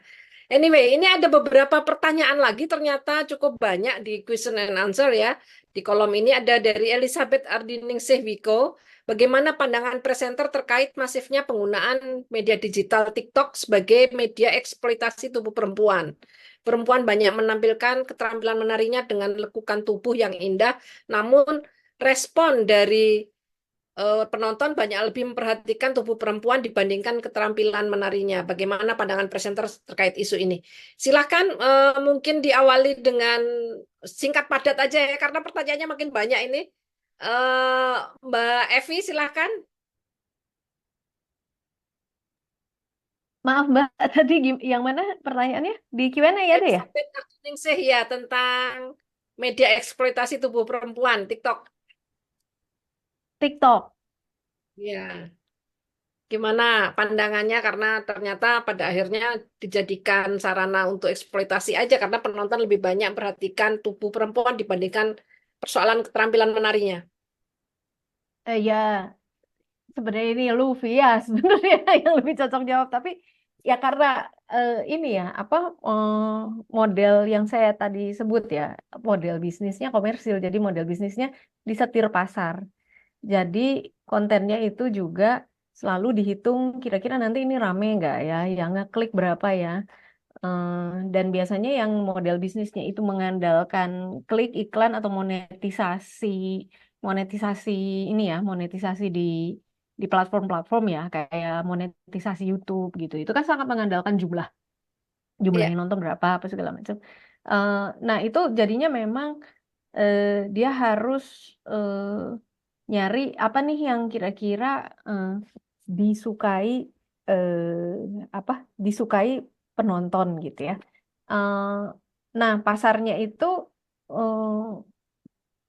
sebenarnya saya juga nggak yakin ya apakah yang model mengeksploitasi tubuh perempuan tuh masih disukai atau masih menguntungkan banget nggak sih? Jangan-jangan itu cuma asumsinya orang-orang itu ya bisa jadi ya. Tapi apa? Memang itu sih yang secara tradisional dianggap menjual ya, seks, skandal gitu kan. Eh, iya, itu kayak rumus dari zaman jeput gitu ya. Itu males aja gitu ya redaksinya, males berpikir lah gitu kan. Kalau ada yang seksi-seksi pasti diklik gitu. Itu karena model bisnisnya begitu, karena nyari duitnya dari situ. Kalau kita nulis nih ya, Project M nih, nulis soal perempuan adat gitu ya, yang bela tanahnya gitu. Aduh, yang baca sedikit banget. Kayak iya, nggak 5.000 aja udah banyak gitu. iya, Yang iya. baca 2.000. Kalau kita pakai iklan ya, Google AdSense ya, katakanlah 2.000 orang yang baca. 2.000 orang kali berapa itu? 1 sen atau 2 sen sih itu Google AdSense itu Nol hitungannya. koma Sofi mungkin ya nol 0,0. berapa? Iya, Eh, dapat duitnya berapa? Sementara kami eh, modalnya buat buat bayar penulis, buat bayar fotografer, buat logistik dia liputan kalau apalagi kalau masuk ke tempat jauh dari kota ya. Itu bisa 10 juta kan? Ya kan nggak balik modal lah.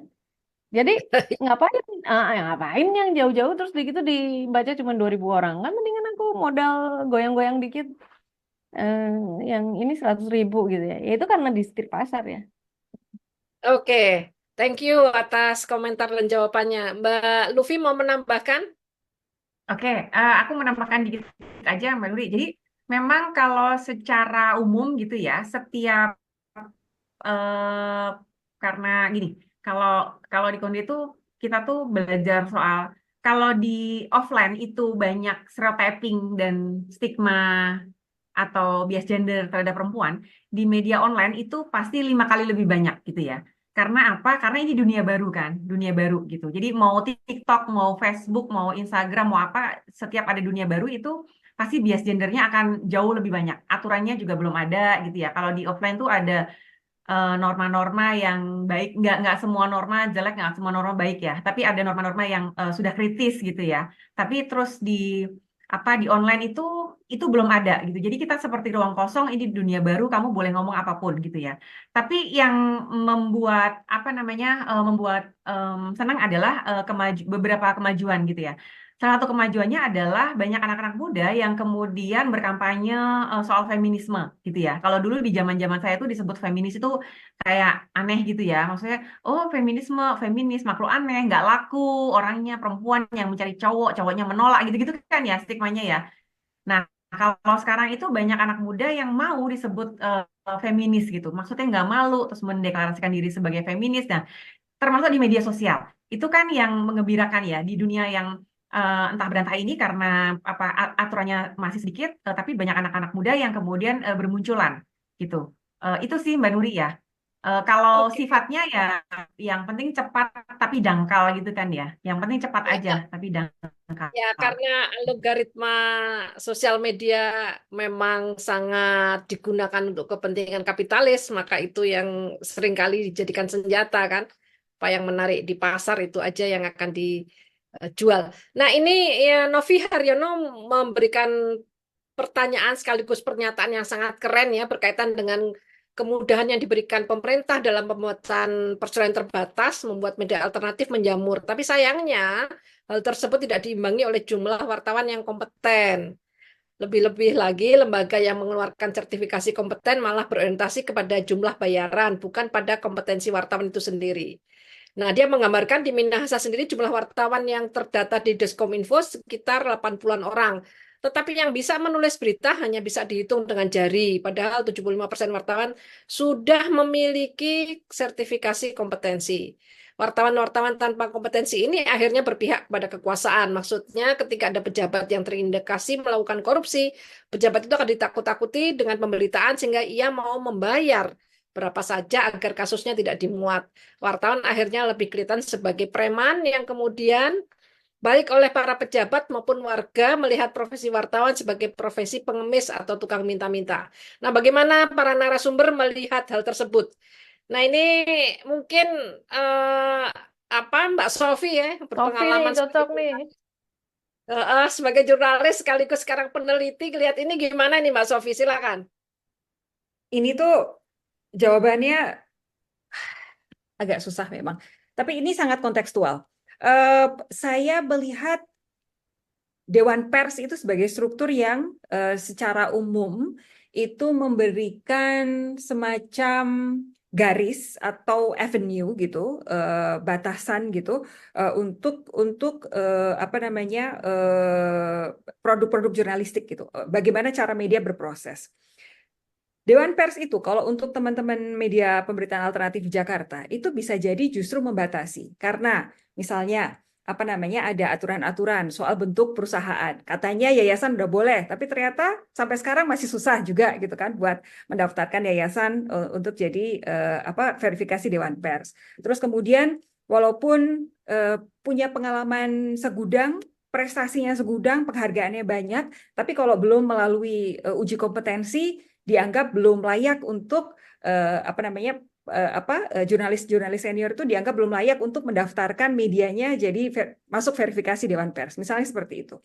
Jadi untuk konteks Jakarta kadang-kadang memang membatasi untuk hal-hal yang kayak terlalu birokratis. Tapi kalau di luar Jakarta itu justru jadi apa ya guidance dan membantu untuk membedakan dengan jurnalis-jurnalis yang abal-abal seperti ini gitu, wartawan bodrek, media yang abal-abal, media yang hanya didirikan hanya untuk apa namanya menyalurkan uang-uang dari Pemda, APBD begitu.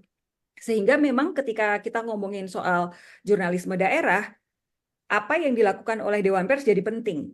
Karena ini jadi pembeda mana media yang betul-betul serius, wartawannya benar-benar profesional, mana yang media yang bisa kita katakan abal-abal dengan wartawan-wartawan bodrek gitu.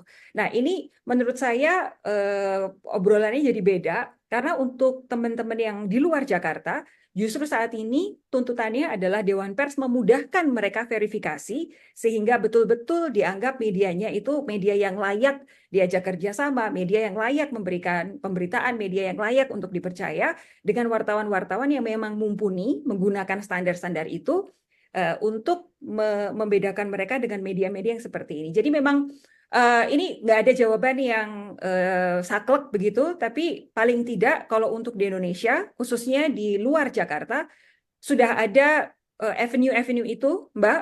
Hanya saja saat ini yang harus kita dorong adalah supaya Dewan Pers itu memudahkan verifikasi sehingga teman-teman jurnalis dan juga verifikasi dan juga ini ya, uji kompetensi ya, sehingga teman-teman jurnalis dan media di daerah itu betul-betul bisa membedakan dirinya dengan yang abal-abal dan yang bodrek itu tadi.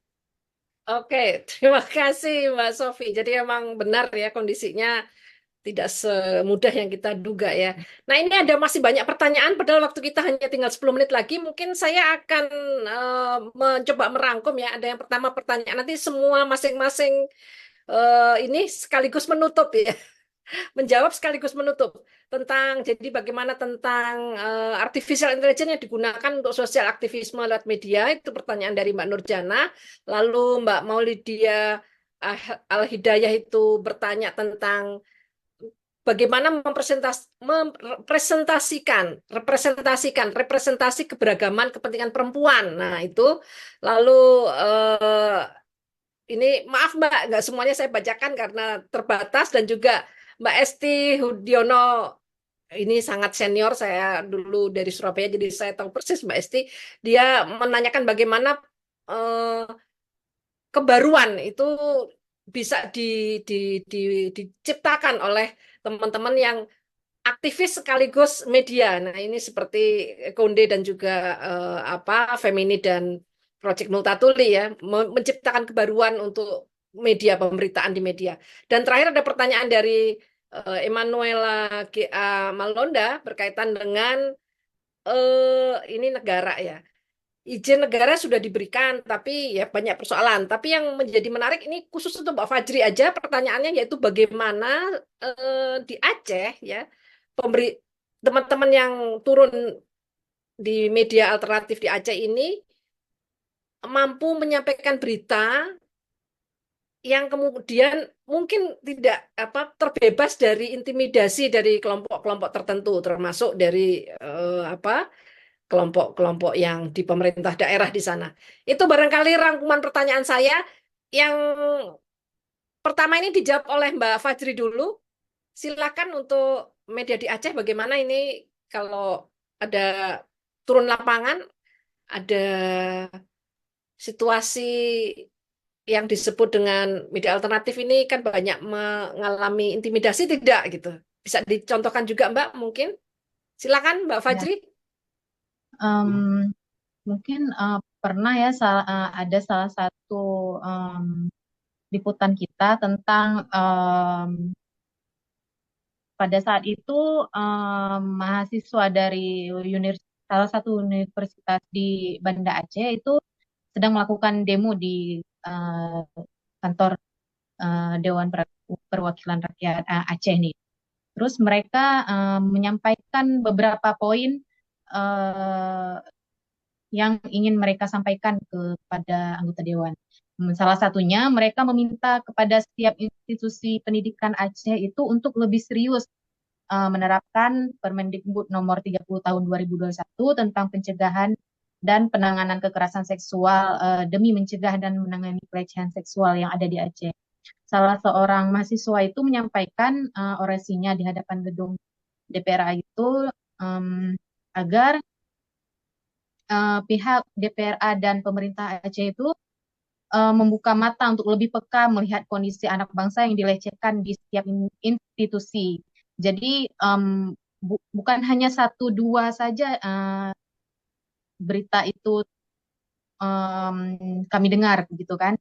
Bukan berita sih, maksudnya ada beberapa mahasiswa yang mengaku sendiri kepada kami, tapi mereka tidak berani untuk mau nggak kita tulis, tapi mereka nggak berani karena takut nanti ke depannya itu mereka bakal di apa skor dari pihak kampus, terus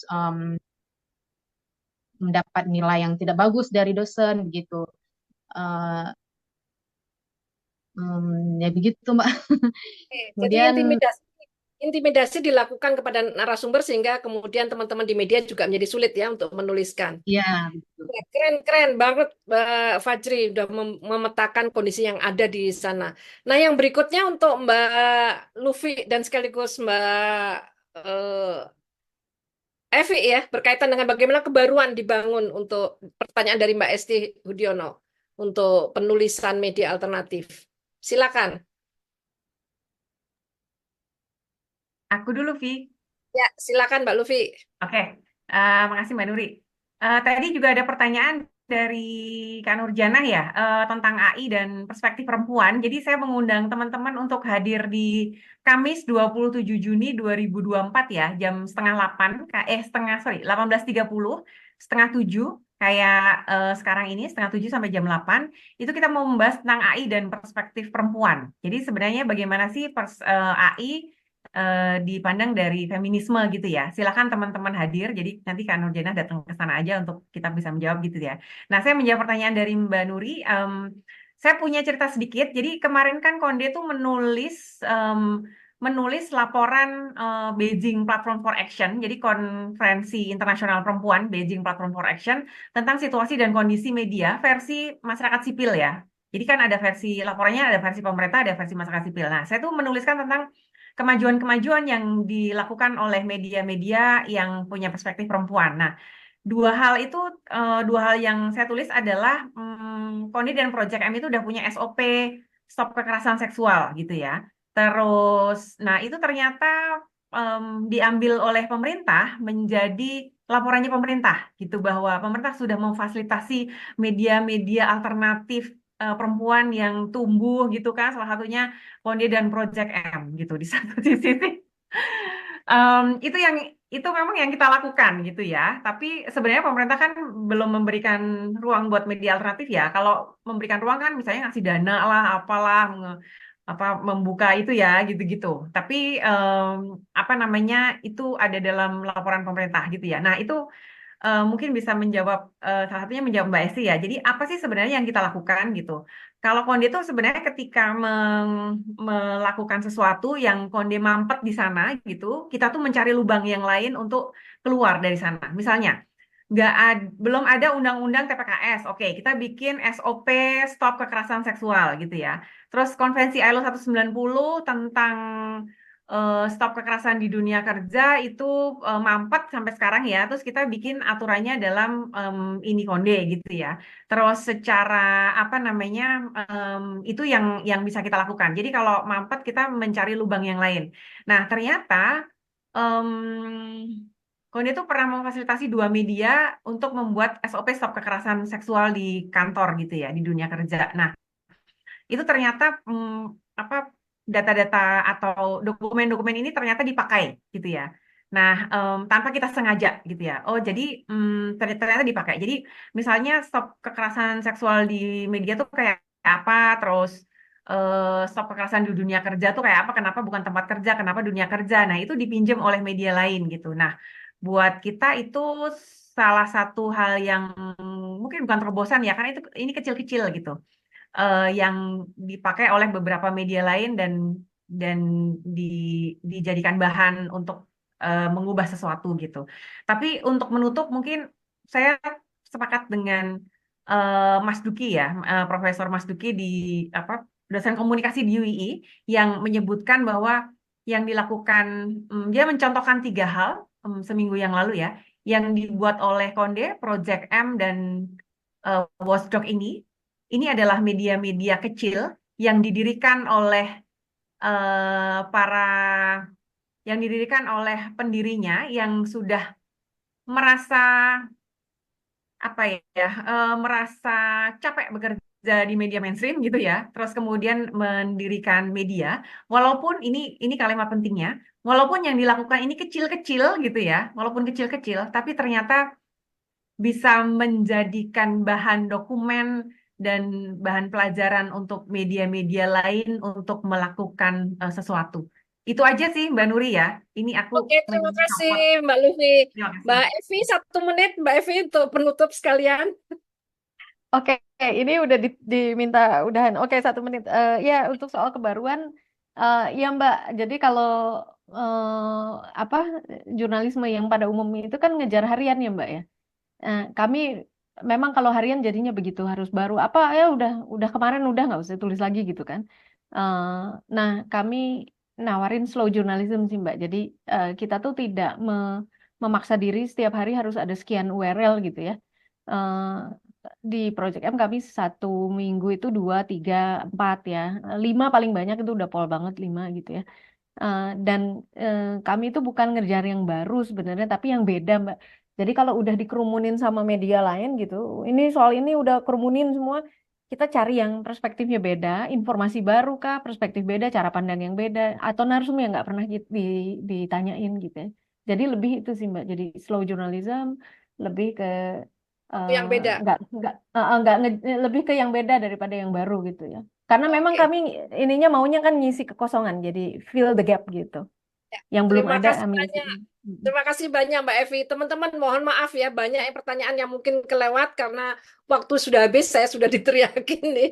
Saya kembalikan ke Mbak Ira sekali lagi. Saya sebagai moderator mohon maaf apabila dalam penyajian ini kurang berkenan. Saya kembalikan ke Mbak Ira. Ya, Terima terima kasih. kasih Mbak Nuri ya.